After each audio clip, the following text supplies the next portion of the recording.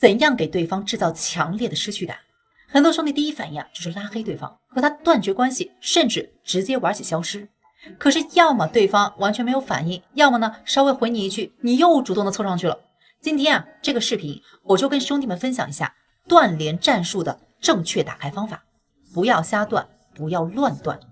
首先你要明白，真正的失去感不在于断联这件事情的本身，而在于让对方清楚的意识到你已经不在意他了，他是否留在你身边对你来说已经没有任何的意义了。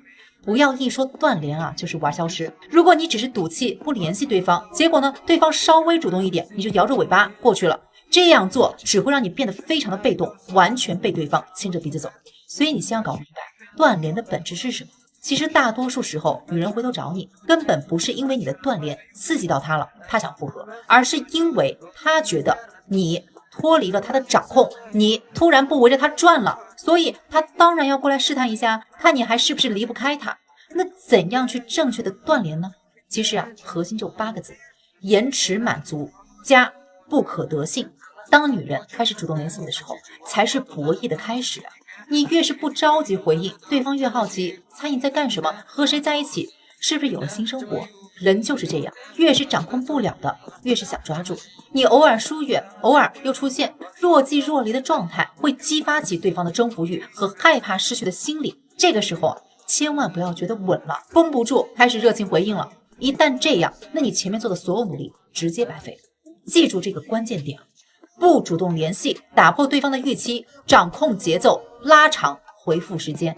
你可以陪他聊天，但是控制在5个字以内，且不带任何的情绪波动。比如说他问你这几天在忙什么，那你可以过几个小时再简单回复他，在忙工作。如果他忍不住追问你，说明他的焦虑感已经拉满了。这个时候我们要做的就是稳住，让他体验一下从期待到失望的落差。如果他问你，你为什么不主动联系我了？你以前不是这样的。这个时候千万不要急着去解释，你就云淡风轻的回复他，你觉得呢？然后立马转移话题。这个时候他心里的揣测就会越来越多，他会开始忍不住的怀疑当初离开你的决定是不是错了。这个时候千万不要心软。在感情里占上风的人总觉得自己是猎人，是主动的一方，那我们呢就巧妙的扭转这个局面，让他从主动变成被动。当他能为你坐立不安，为你焦虑内耗的时候，他就会意识到，如果他再不主动做点什么，可能就真的彻底失去一个很重要的人了。整个过程当中最忌讳的就是2件事：一是暴露自己的需求感，2是被对方带着节奏走。即便他现在对你祈求也好，讨好也好，你也要保持冷静和理智。真正有价值的感情是不怕考验的，经不住考验的也不值得挽留。兄弟们，断联就是心理战，不要自我内耗，要保持绝对的清醒。